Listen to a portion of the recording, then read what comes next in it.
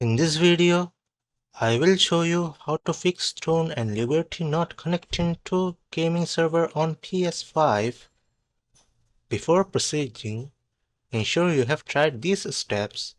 Restart your PS5 console, power cycle the console and router, switch between Wi-Fi and Ethernet.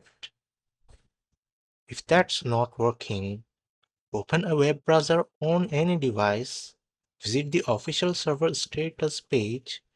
The link will be given in description. Scroll down and check your region's status.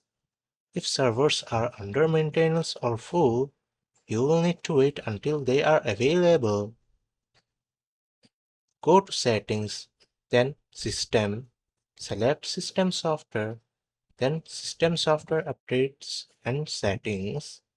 If an update is available, select Update System Software, wait for the update to complete and restart your console.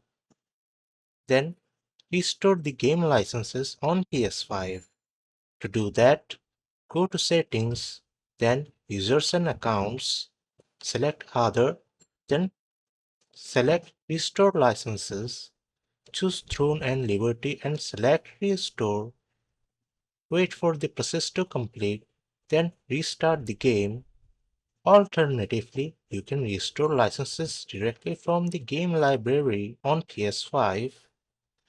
Highlight Throne and Liberty on your home screen. Press the Option button on your controller. Select Restore License from the menu.